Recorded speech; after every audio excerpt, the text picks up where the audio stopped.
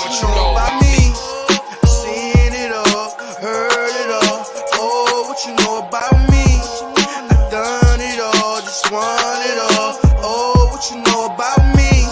I seen it all, heard it all. Oh, what you know about me? Oh, what you know about me? Oh, what you know about me? Hey everybody, welcome to episode 3 of More Than a Title. I'm your host, Jared Thomas. Appreciate everybody for all the support and all the love. And as you guys know, we wanted to create this podcast today, or podcast, so we could just basically learn more about the person behind the title, because I think there's so many of the same podcasts out there. We talk about marketing tips, we talk about what we do, but there's so many lessons in the personal journey. And today we have a special guest. This is one of my favorite people in Hootsuite. I'm gonna let y'all know right now, like, Maggie is the truth, y'all. So I've been in a lot of different big organizations, and to have somebody that's like open, that talks to us, that's just, you know, just a great spirit. And Maggie, it's just a pleasure. So let's introduce special guest, CMO of Hootsuite, Maggie Lower. How are you? Thank you. Well, I'm honored to be here. You've had some amazing guests, so I hope I can measure up, Jared. I'm honored to be here. Thank you. Thank you so much. No, I know you are. They're gonna love you like we do. So that's it. So, you know, thank you for joining. And I'll start it off with the first time that we met, right? Yeah. So first time we met, we were doing a conference, a big global organization meeting, right? And we're talking about the plans for 2022. And immediately, as soon as the CMO, soon as Maggie came in, I leaned in a little closer. So I want to know, because usually those meetings, let's be honest, sometimes they're fluffy. Sometimes it's like, what are we doing? It's hard to figure out what the long range plans are. And I got everything immediately. And the way you spoke to the team was just like, look, this is my vision. It was so crystal clear. And it's a lot of the principles that I think are encompass a great marketing team. And then I text you immediately on LinkedIn. I don't know what made me do it, but I'm like, Maggie, you are the best. I can't wait to see what's up. And then we just hit it off from there. And you've been just a big supporter of mine on my LinkedIn journey. And so I'm incredibly grateful. So hope that's the table for everybody. But let's start with your journey, Maggie. Let's start from the beginning of your career. Take us from the beginning. Like, how did you get into marketing, and where did you find your passion for it? So, very non-traditional path, right? So I started in my career, I got out of college with a history degree. I was like, maybe I'll be a lawyer. I don't know. Maybe I'll pursue academia. I did some work as an undergrad at the National Archives. And then, none of those things kind of stuck. And so I had an opportunity to work with Bank of America. So in that time, I worked with some amazing people. And I would say a hallmark of my time there was I had phenomenal sponsors. So more than mentors, more than people that were just doling out advice. These are people that were willing to kind of break down walls for me and, reach their hand back as they were going through their next door and bring me with them and train me, because I did not know what I was doing. I had a wonderful history degree, right? I could communicate, but you asked me how to navigate a P&L at 23, I would have looked at you terrified. So I had people teach me a lot. I was really, really fortunate. The reason I share that is that I spent that first 13 years of my career really on the P&L side, like really working. I managed relationship teams. At one point, I managed an exchange desk. So we were trading short-term cash, worked in really technical roles and then also strategy roles. But by the end, I was really acting as like the number 2 to managing directors and P&L leaders. And so I got to look at everything.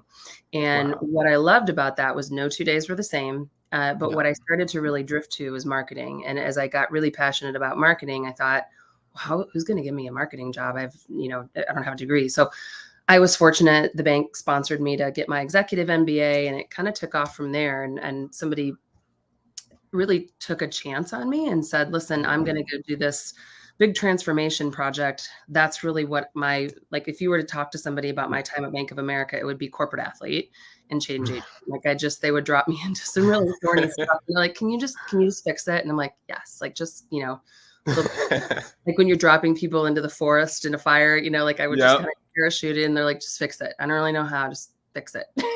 So, and I like that. I kind of like that. I like having to figure it out on my own, but knowing there's somebody that, if I need to ask questions to, I can go after it. But once I had that opportunity to be a CMO with Ann Hewitt, I was hooked. I mean, I absolutely loved it. It was more than anything that I, got out of the courses in my MBA program, which was phenomenal. I mean, I learned as much from the other students in that program as from the professors, because it's just such a wonderful program. But what I loved was like the art and science of marketing. I'm like, this is going to bring together the first 10 years of my career, and I'm going to go learn all the other stuff that I wasn't exposed to. And marketing's just always changing. Like Sure. Anybody that says they're a marketing expert has not read anything today. Like marketing is going to change by the end of this podcast, and you and I both know it, right? Yeah, so for sure. to really be successful at marketing, you got to come from a place of curiosity and humility.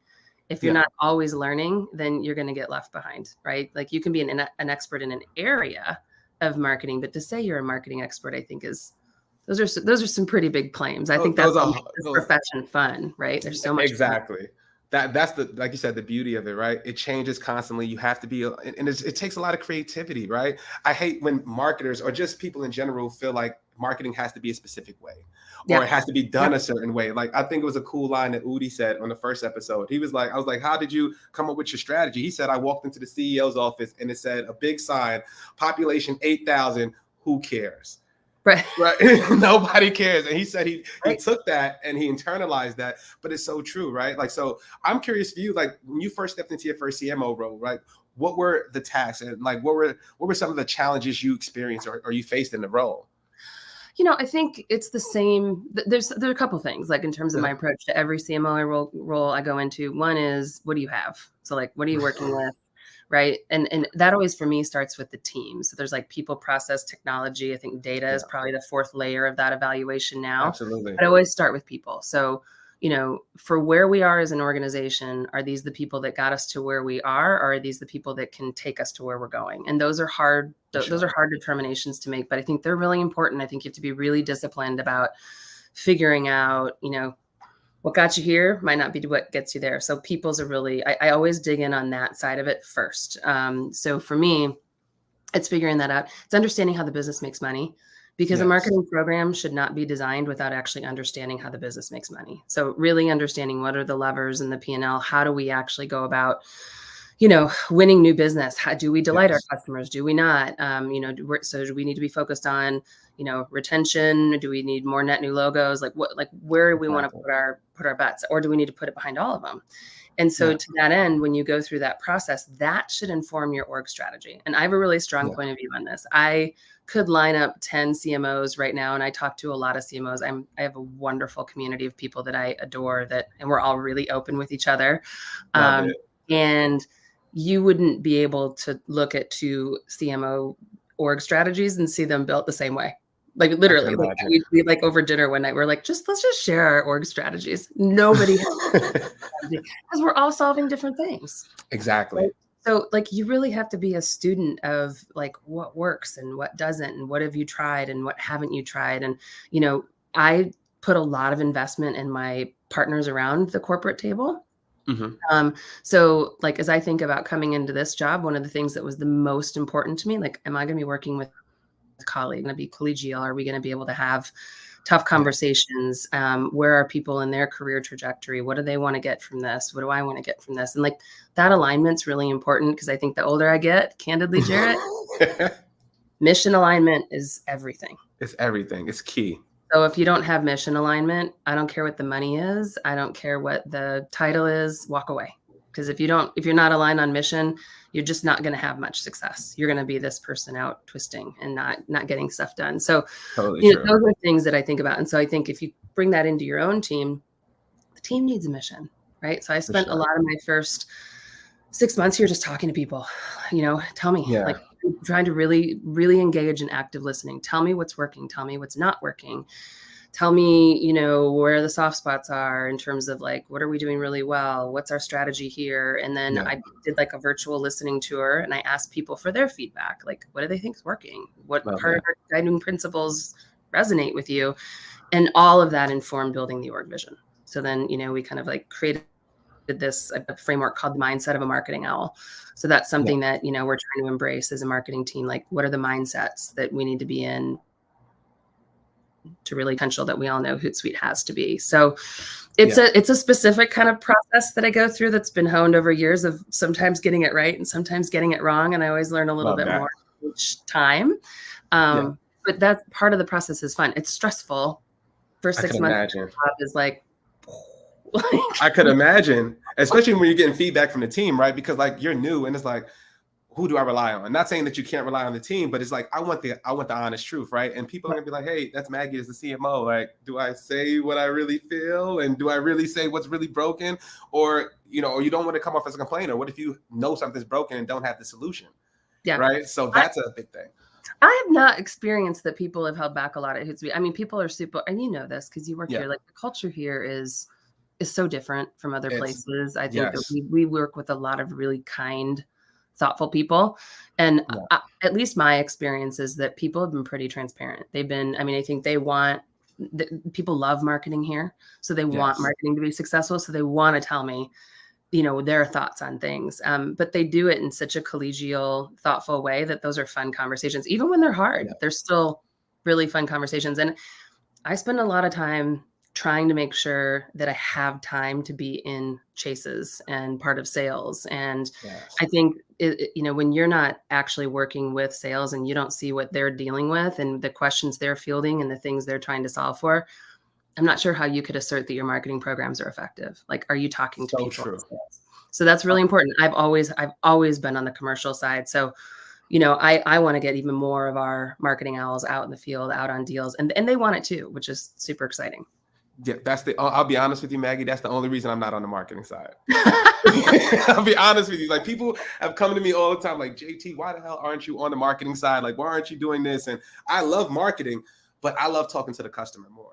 But if that should ever change, there's a whole conversation we could have. I'm de facto marketing team member. So whatever you need, I'm here. Melissa will kill me, but it's okay.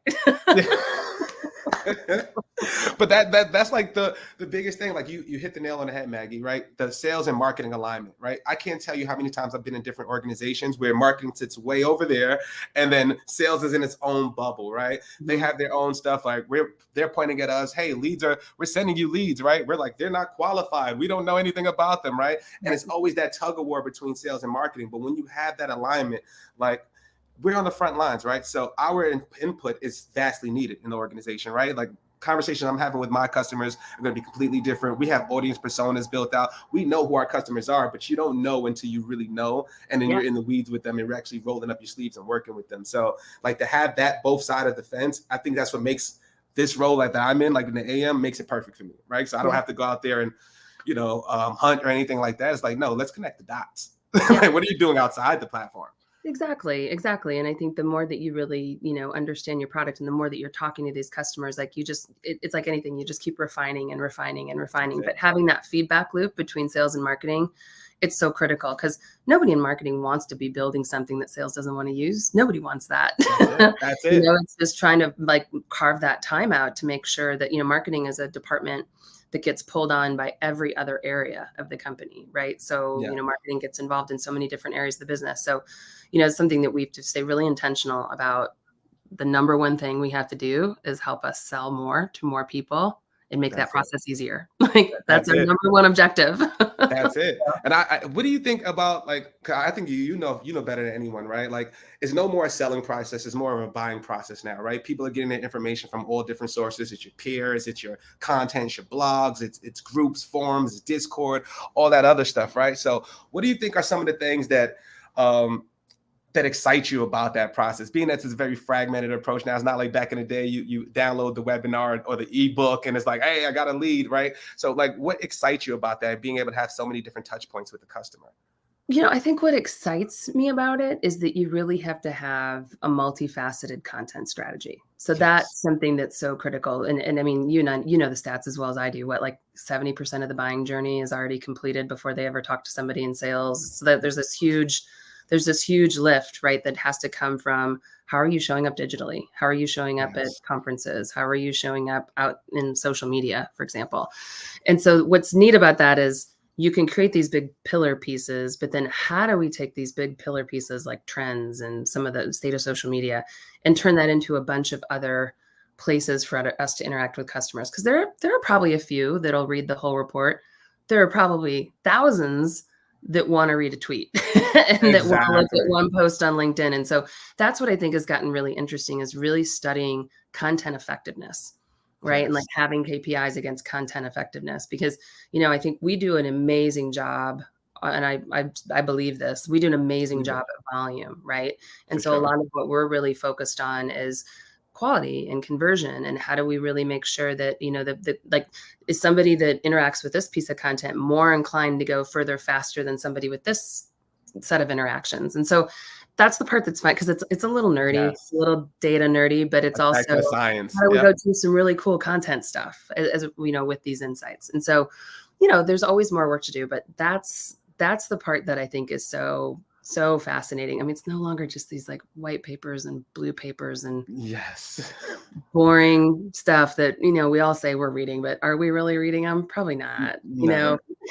Shout out to Jake Dunlap. He said something last year on the podcast. He said, when was the last time, JT, when was the last time you snuggled up by the fireplace with your ebook? I'm like, I'm like, damn it, I've never done this ever. And if we're being honest, if I'm being honest on the sales side, I've never read a piece of article, like an ebook or something like that, and it made me more inclined to buy. It provided more information. But I already know where I want to go with it, right? So that's the journey of it. What really excites me about marketing is the stuff that we can't measure. That's what I get excited about, which goes back to that science piece, like dark social, and, you know, how are these, you know, things, like, for instance, we have 300,000 followers. Out of the 300,000 followers, who is a customer? How did they become a customer? What is their sentiment, and how does that increase or decrease day by day based on the posts that we provide? So like stuff like that really excites me. And like you said, with the content strategy, it's just repurposing it, right? We have so much.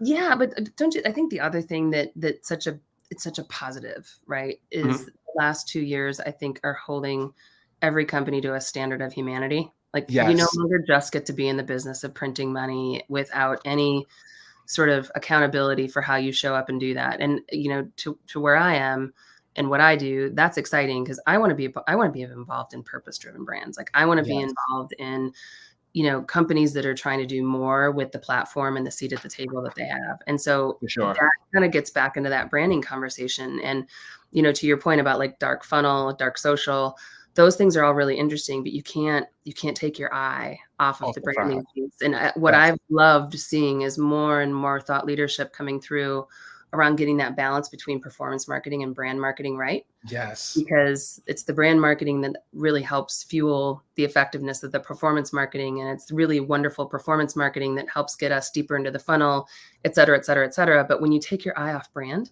which is the hardest thing to sell, because it's the most expensive and the most complex, but when you get it right, it unlocks so much value, and it drives consideration and preference. And you can't put a dollar amount in some of those things, but it's hard work, and it's not a problem you solve in 60 days or 90 days. Like, you solve over thousands, millions of micro interactions with a company that tell you who they are. Like, I don't own the brand. Customers own the brand. Customers own the brand in terms of how they feel about it. What we can do is just try to put our best foot forward in everything that we do. And that's exciting. It's infuriating at times. I'm not going to lie. It's really, really, I mean, the last time we spoke about, I've done a couple of brand launches, and there's always like a moment of silence right before we like put up the new website. We're like, this is the last moment we own our baby, you know, and it's done. Right. So it's a neat challenge, but it forces us to stay super connected to our customers and our communities. Like, if you're not spending time on that, you're on a slow death march. It will catch up with you. It will catch up with you.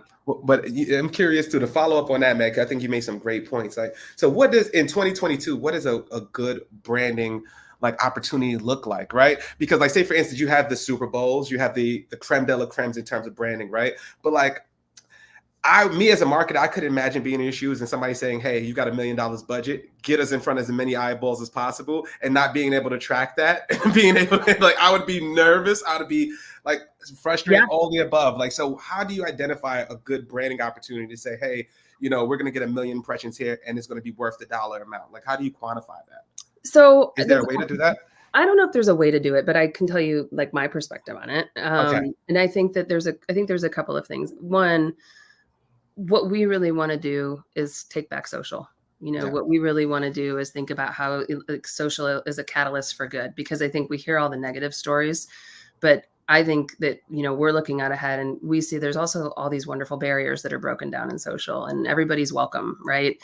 And there are some people out there that do some pretty ugly things, but we don't have to celebrate them. We can celebrate people out there that are doing really good things. And so for me, as I think about branding opportunities, I'm always looking for ways to uniquely get at communities that you might not be able to just through digital means. So for example, we're doing this Main Street bus tour right now. So we've worked with a creator named Maya Gordon, and she and her husband has converted a school bus, and we're sponsoring her getting out to all of these cities in North America over the next 18 to 24 months, really just to teach people about the power of social. Like, you can get a business going on social. You can turn your side hustles into your dreams, into a living. And that part was really, really intriguing. And I'm going to be completely honest with you. She sent me a direct message through LinkedIn. I'm like, there's something here. I didn't have the KPIs figured out in my head. We didn't even really have that partnership figured out. But the more we kept talking, we're like, there's some synergies here, and we're going to figure it out. We're just going to keep going until we figure it out. And it's been just a phenomenal partnership. And I don't see anybody thinking about things in quite that way. And actually takes us somewhat back to our roots, right? Like, exactly. We believe social's for everybody. Like, we want to be a source of joy. And those opportunities are the one that get my attention. You know, we're working with a dance agency right now just to, you know, think about, you know, there's like the TikTok opportunity and Reels and all these other places where, you know, let's just be, I mean, the science says dance releases joy, the endorphins release joy. There's something to it, right? And so, you know, and then again, it was somebody that sent me just a really intelligent, thoughtful email that thought there would be mission alignment between what I've tried to do with my career and what they're trying to do with their agency. And now we're working together. And so I talk about this a lot, but I think that when you find partners that are aligned with your mission, a lot of magic comes from that might not be in the SOW. They're bought into what you're doing in a different way that somebody that's just trying to give you a discount on the rate card and win your business is not going to be able to deliver because they're just not passionate about it. So it's a very long-winded answer, but I wanted to give you real examples. But my point is, I really gravitate toward branding opportunities that I feel create some emotional resonance. So if they don't, I'm just not going to do it, even if the numbers look really good, because anybody can make numbers look good. Let's be honest. We both know how to do it, right? Exactly. It's about creating feelings, and it's about creating a bond and a way of, you know, striking trust. And we don't get very many opportunities to do that. So I think that's really what drives how we're making a lot of our branding decisions. We're moving a lot more, you know, in the direction of experiential marketing and getting out and talking about the possibility and where we want to go. And so there's no one equation. And listen, I'm not sitting at a B2C brand that I've got $1 billion ad budget. Like, I have to make really thoughtful decisions about where we put our money, right? So there's got to be this really strong balance between, you know, key performance marketing levers, you know, really thinking about our external comms strategy, which ours is very robust, and balancing that with like brand and product marketing and customer marketing and marketing operations and like that and demand gen. And so how do we stitch all those things together? And, you know, I think you got to talk to your team a lot. We're actually, since you are a book person, I will share that I had my last team meeting and I gave everybody a copy of this book, Radical Candor, which is what we're reading right now. And it's about, you know, being candid is actually not, it doesn't give you permission to be an ass. Sorry, Jarrett. I don't know if No, I love the authenticity. This is what it's about. But when delivered the right way, it's actually better for both people. Like, if you can find a way to deliver candor with kindness and thoughtfulness, you're going to be unstoppable. And so that's something we're working on. Like, politeness doesn't really have a place in trying to drive profitable growth in a thoughtful way, but kindness does. You can still be kind, right? Yeah, but you got to be willing to have conversations that other teams aren't willing to have. And those are the kinds of teams I want to put together and work with. For sure. I think you hit the nail on the head again. Like first of all, provoking an emotional reaction is key, right? That's how I drove my strategy. And I'll give you a quick story about how I met Maya, right? So I didn't know you knew her. That's amazing. Yeah. So me and her, when she was a TikTok star. So when she came over to LinkedIn, I saw 6 million views on TikTok, and she's like, "Hey, I'm bringing my talent over here." And I'm like, "Hey, Maya, space out this and maybe add this hashtag." And I'm like, just trying to help. And we're just helping each other. And like, she was so cool. And we just kept in touch over the years. And when I saw her working with us, I'm like, oh, this is fire. Like, Mayan is the truth. Like, this is just amazing how small of a world it is. But back to your point about creating emotional, resonating emotionally with customers, right? That's how I've built my entire brand, right? And I even hate saying brand because it's just me being me, right? But promoting an devotion, like say for instance, like say if somebody uses Amplify and they say, hey, we have a new account manager role, right? Versus to something I posted the other day. It was like, hey, 6 months ago, I was depressed. I was feeling down, man. I didn't have my spark. I wasn't there. I was in between jobs. I didn't know what the heck I was doing. I had no unemployment. I was like, I got to get this job within a month and make it happen. And it was just crazy. But once I share that and share what are happening now in Hootsuite and what opportunities and what doors are opening up, now it's like, oh man, I like that. I can follow your journey, right? I can go get a beer with this dude, right? Damn, I might even apply to Hootsuite now because they're allowing him to wear the hat and the hoodie and be himself, right? Mm-hmm. So those type of things that really matter. And so when people ask me like, hey, how are you being able to get your brand, which I'll tie back to what you're saying, is just give. Yep. What makes it work for me is that I don't ask anybody for anything. It's like, you know what I mean? Like, so the way I did my whole outbound strategy, like when I was with iPull Rank, was, and we got up to 1.9, close to $2 million of no emails, no cold calls. Maggie, was insane. So it was insane. So, and it was just, I didn't have a strategy. It was just, hey, I just knew every other week or something like that, I would get a VP, a CMO, somebody hit me up on LinkedIn DM, say, hey, this is my problem. Can you solve it? I've been following you for 2 years, never liked the post, never reshared anything, but you've just been watching. And you follow that journey, and then it makes you want to connect with that person. And I seen my sales cycle go from 4.5, 5 months for a 6-figure deal to 2.5 weeks, Maggie. We get on the phone, we're sitting there talking, we're smiling. You're bringing the team on, you showing me the dog, the family. I'm showing you my family, and then the SOW's out. And it was just lovely. I think you're talking about brand in the way that I like to think about brand, which brand really at its core is a set of beliefs, right? Exactly. Everything else that comes from it is production. It's a way to convey those beliefs in a way that feels consistent. But branding at its core, when done well, it's really just a set of beliefs. It's a set of beliefs how you want to show up for all of your stakeholders and what you stand for. And I think branding done well is when that comes through, right? It isn't just about having wild colors or, spicy brand voice. It's got to be an expression that feels authentic and true to your core set of beliefs as a company. Exactly. My mentor, Ken Gibbs, so he runs Spotify social media. He tells me something all the time that always stuck with me. Social media is just managed perception. Mm-hmm. That's all it is. It's just managed perception, right? So what story do you want to give off and what story do you want to tell? Because we all have them. And this is why I like things like this work, right? And I'm curious for you. I'm going to ask this question about personal branding, Maggie. Yeah. What do you see as the future of personal branding?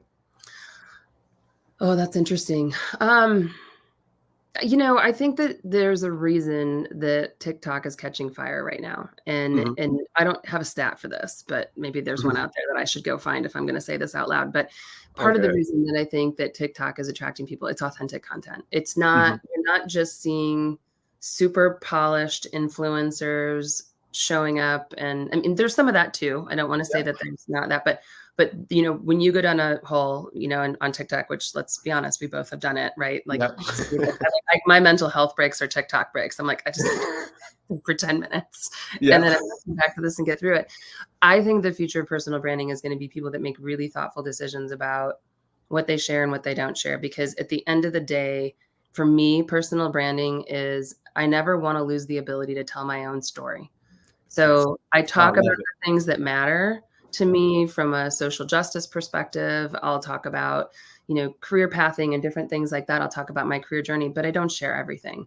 And it's because I want to keep some things for myself and I want to keep some things for my community. And, that evolves, by the way. I have different moments where I'm like, well, I'm going to go share more. And I think that's an important element of social in general. I mean, I was talking to a bunch of Gen Z folks the other day who still said they feel intimidated by social. And I was like, that's completely normal. That's not abnormal. You don't have to be comfortable. I said, but you can just go out and you can observe for a little while and get comfortable observing and decide what platforms make sense for you. I'm not on every platform. I can't manage that for that's just not the way that it works for me. And so I think the future of personal branding isn't going to be showing up and being everything for everybody. I think it's knowing, what lanes you can authentically own and really thinking about owning those in a thoughtful way. Because I think once you open up that aperture and you're like, I'll do anything, I'll promote it's like everything becomes nothing. So do you stand for anything or do you stand for everything? Right? It's like so true. If nothing's important. So why would you believe me? Like, why would you believe me if I was out pitching and posting for everything, because I wouldn't. So true. That's kind of, I think it's people that actually take the time to think about, what do you want to share? What do you not want to share? And being really intentional about those decisions. I think that's the future of personal branding. So true. And I agree with you 100%. I think personal branding is only going to grow as we continue in the years. I truly believe B2B in the next couple of years. Somebody told me this, another CEO, but he said every company is going to be like a digital media agency, and we are all our own digital media agency. Right. So it's basically what stories do we want to tell? How do we want to connect with those people? Right. And like for me, I think about this all the time. Like, what happens if I get 100,000, 200,000 followers? What does that look like within a brand? What if the podcast blows up? Yeah. What does that look like within a brand? Right. So it's like, these are uncharted territories for me. Right. And that's what makes me so excited, because I'm like, I don't know, but I know I love where I'm at. I know I love what I do.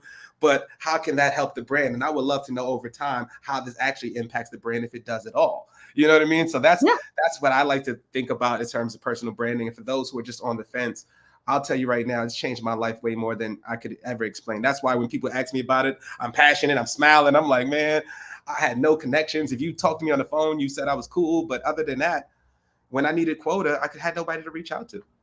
That's right. I had nobody. And it was just like, hey, can you do this? Can you do me a favor? Nobody would give me a favor. Now, if I'm down, like, it's just cool. Like, for instance, I told you about it when we spoke last week, right? Mm-hmm. But Ross Simmons was a good friend of mine at a podcast. He ended up making a big article about the content engine of Hootsuite.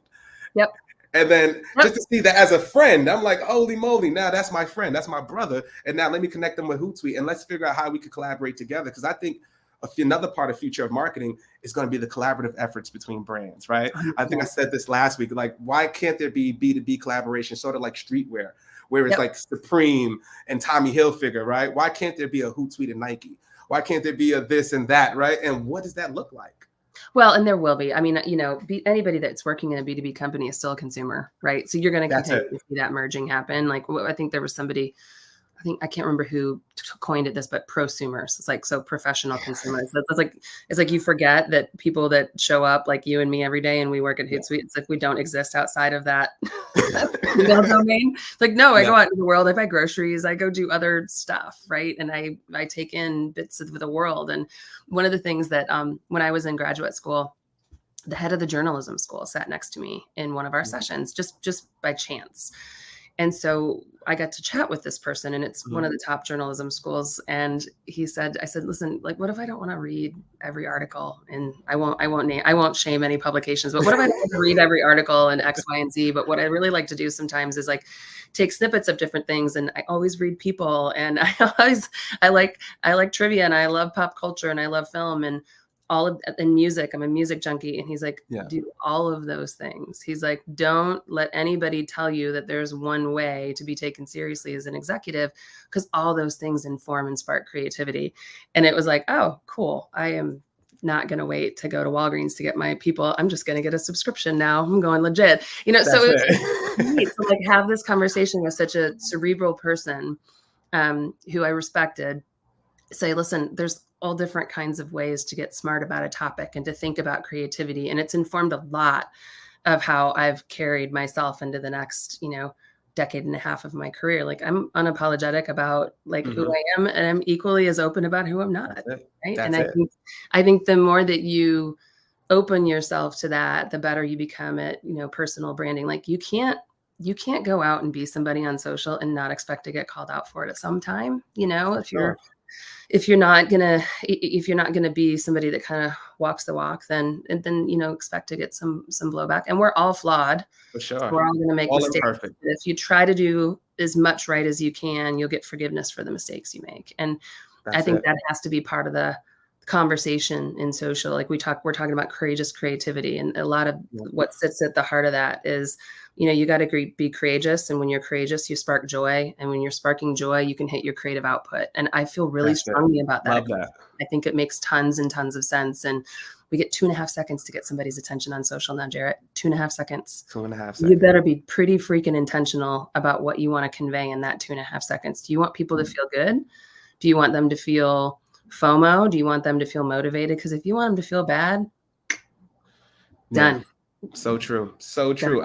Somebody asked me this the other day and I said this to them. They're like, man, how are you? I think it was the same post I was talking about where I was saying I was depressed. Hey, man, like, how are you so authentic and how are you willing to give yourself up? I was like, it's harder for me to be, it's easier for me to be myself. It was harder for me to be somebody else for 8 years. Yep. You know, I think that was the hardest part for me because I've lost those ways. And they're like, hey, how did you start that?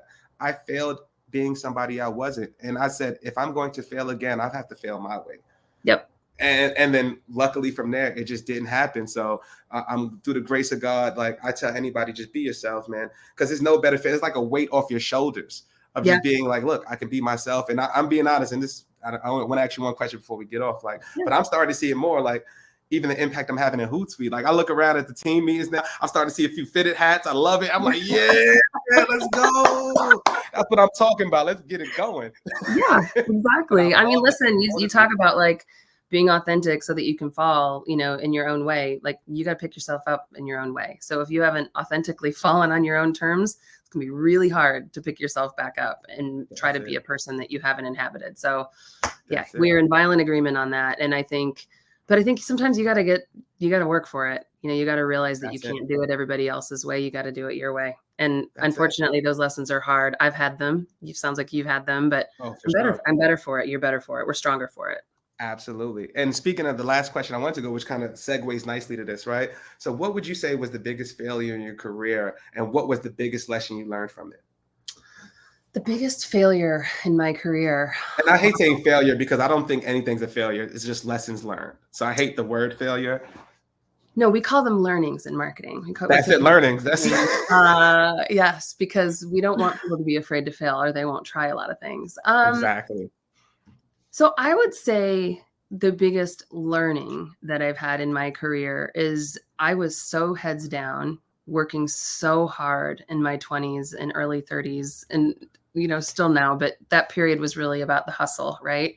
Yeah. And I spent no time on networking. I invested nothing in relationships. And part of it, I was in a very white cis male hetero environment. So, you know, there's probably a reason that I wasn't reaching out a whole lot, but I really didn't invest in something that gives me a lot of joy now and has opened up a lot of doors. So like I was reticent about social media. And now I find a lot of management scale comes from social. I can put my values out in a way that my team knows who I am. I can connect with them through DM, you know, things like that.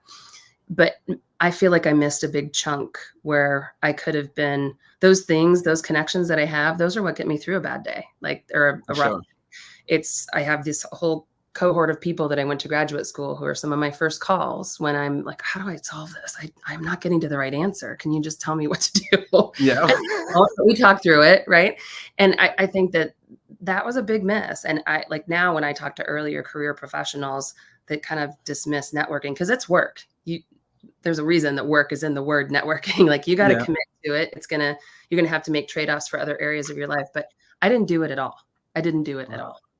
And that was a big miss. And I think I've done pretty well because I've worked hard and put my head down, but I was fortunate that I had sponsors. If I wouldn't have had sponsors, I think I would have missed out on a lot of opportunity because I was so heads down and so focused on the work and so focused on making sure I was producing like a superior product. And I think the other thing that has been a hard one learning, perfection is toxic.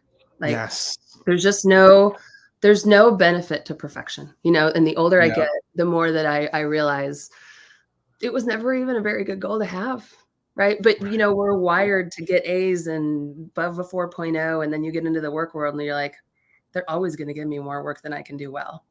Exactly. So how do I figure that out? And it took a while for me to figure that out. And now I try really hard not to I want to have impact be a goal and have a strong degree of professionalism. And I take what we do and what we produce really seriously, but perfection, not a goal, not a healthy goal. Can't be that. No, that's so true. Progress always, perfection, not important. One day at a time, right? And I'll share one of my biggest learnings, and I definitely think just not being afraid to fail, right? And I'll give you a quick story of why I'm not afraid to fail, right? So when I was about 26, I was working at an agency, right? I was a VP of sales, right? I had just came from Con Lions. I was one of their first employees. I ended up leaving there. I'm like, I want to get on the creative side. I rap, I do music. I could help a brand do something, right? And then I'm like, I could do something. I could do this. Let me get on the stage. I could do this thing. And long story short, I get there, we're about to close a big deal. I end up, having a discrepancy with the CEO, right? I had to just stand on my values. I quit. It was regarding commission. I thought I was going to get a certain amount. Didn't happen, whatever, right? This is my first time ever quitting a job. Didn't know I don't get unemployment without it. So didn't think that through. Didn't think that. Didn't hard won lessons. Hard lesson. So I've got 3 months maybe worth of savings, right? And I'm like, I'm young, I'm energy, I'm enthusiastic. I can find a job, right? I was a VP. Wrong. Every single company I went to was like, you was only there for 4 months. You was only there for 4 months. Were you really a VP? They can't call the job back because we had a bad discrepancy. I doubt she was going to say something good about me. So I'm like, what do I do, right? So long story short, I'm at this last interview for this job, right? I'm down to my last $200. My mom and dad tells me to come on an Atlantic City trip. I'm on a bus, whatever, the whole family's there. I'm like, I got $200. I just threw it on roulette, threw it on red. I lost. Boop. I literally have nothing in check-ins and nothing in savings. I'm on the casino floor crying my eyes out. And I wasn't homeless or anything, but my mom and dad, I know they would look out for me. But me having a son at that time is like, I just felt worthless, right? Yeah. The crazy part of that story is 10 minutes later, as I'm crying on Resorts Casino in Atlantic City, their floor, the floor room, I'm crying like, I can't do it. I get a call from a recruiter. Shout out to Aaron Menken. I'll never forget him. He calls me on a Saturday, 10 minutes from when I got there, when I lost my money. He said, Jared, I wasn't supposed to do this for you, but I got a call from the job. They're going to give you the offer on Monday. And I said, 10 minutes from that.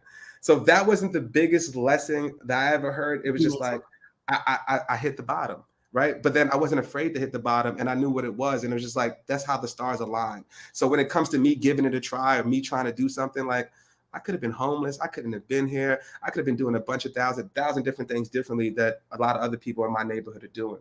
And I just wasn't that. And to be persevere through that stuff, to be where I am today, to be speaking with you, Maggie, like, that's what means something to me. And like, that's one of my biggest lessons. So don't be afraid to fail. To anybody who's listening, you're going to hit rock bottom one time, right? But all that matters is how you brush yourself off. How do you get up? How do you keep going? And how do you keep on, shedding your light to everyone? So like that's one thing I definitely want to share with you. I love that story. Thank you for sharing that with me. That's wonderful. Can I ask you a question before we go? Sure. Please. You and I've had wonderful conversations just around like your perspective on how to care for customers and clients. Mm-hmm. Where does that come from? Like, what are those moments that give you pure joy with your customers? Because I think it's really special. I think you should share your perspective on that. It's really unique and wonderful. Thank you so much. I just love having a great experience, right? So I try to be friends with my clients, right? When you have a synergy between a client and yourself and you're actually friends, you want to do more, right? And you put more pressure on yourself to do better for them, right? And to give you context, like I was a waiter. Mm-hmm. So before I started in sales, I was a waiter. So if I want to make this money, I have to create the best experience possible. So I'm all about creating that experience, right? If I seen somebody drinking water and I seen you was down, I'm already coming there. I see you, taking your, using your napkin, taking barbecue sauce off your hands. I got wet naps. You don't need to do none of that. I've got you. Here's forks. Here's hot water. You don't trust the forks. Here's everything. Yeah. And that's what that's about. And I just translate that into sales now, right? So, and you gotta ask the hard questions early, right? Look, I'm trying to earn your business. I haven't earned anything. So when I was going into these AM accounts, it was, I don't know you, you don't know me. These are my strengths and this is where I can help you. And I know my goal is to earn your business by the end of this conversation, by the time renewal comes up. So help me help you. List out everything you do like, list out what you don't like, and we're going to work towards that. And I feel like if we have that partnership together, then it's game over. And thank God I've got some really, really cool clients. Like I love them. They're super cool. They're watching right now. Love y'all. Just got off some calls. So, that's what it's all about. Just creating that one experience, right? Because if you have that experience, how can you go to a competitor? How can you? Listen, you can't. But I think you just identified the third leg of the stool, right? So don't be afraid to fail. Network with intention and authenticity, and wait tables. That's it. Not treat people how you want to be treated. We'll wait tables at some point. Like you learn more life, and you can't just do it for a month. You need to do it. People can have a good month and see some nice tips and think, well, that's not so hard. Do it for 6 months. Do it for a year. Do it. Try to get your rent and college. And after, waiting tables teaches you a lot about life and a lot about customer service. A lot about life. A lot about everything. Mm-hmm. Yep. I say the best. I would add the best marketers and salespeople are also creatives, like people who work in like the waiter, but also it's like the people who do music, the people who are artists, the people who do those things, like that creativity and being able to tap into that and then bring it into a business environment. The best sellers I've ever had always did music or did some sort of music or something like that. So if I'm looking at any recruiters, if I'm asking for a sales and marketing job, I would want to know right off the bat, do you do music? Do you do this? Are you a creative? Let's bring them on in. Like, I love that. So, thank you. Thank you so much, Maggie. Before we end off, I know we went over time, like just fine. This was great. Thank you. I want to say, thank you, Maggie. Like, cause I'm gonna be honest with you, when I first came here, I didn't know what to expect. I love the people. Darren told me, I just knew the people I wanted to be around. But like when I got the 10,000 followers and I seen your comment about the light, and like, I can't tell you how much that makes me feel. Even for Tom, like I've gotten messages from Tom and just like, hey man, Merry Christmas to you and your family, like stuff like that. And I just want to tell you guys to continue to be you, because like it means a lot to me. It makes me want to be here. It makes me want to go to bed. It makes me want to, make this the best podcast ever so we could win. It just makes me want to be involved with you guys. So, I've got so much love for you. I'm so happy I had the opportunity to work with you, and just happy to see where the hell we are next year. I know we're going to be somewhere. Me too. And I'm so glad you feel that way. We love it here and we want everybody to love it here. And, thank you. I love what you're doing. And I think what you do is really important, and you do it with so much joy and care. So anytime you need anything, I'm here. And thank you for everything you do. We're very proud of you, and we keep on going. That's all I'll say. Keep on going. We're doing it. So thank you again, everybody for joining. We're going to be on this clip. This clip is going to be on Spotify shortly later tonight. And then next week, on Monday, we have a special one. We actually have Christina Williams showing up. She's actually CEO of Unpacked, which is a Beyonce-backed brand. So I would love to have that. Can't wait to hear her story, her personal journey. And once again, thank you guys for listening to More Than a Title, episode 3. See you guys next week. What you know about me? Seen it all, heard it all. Oh, what you know about me? I done it all, just one.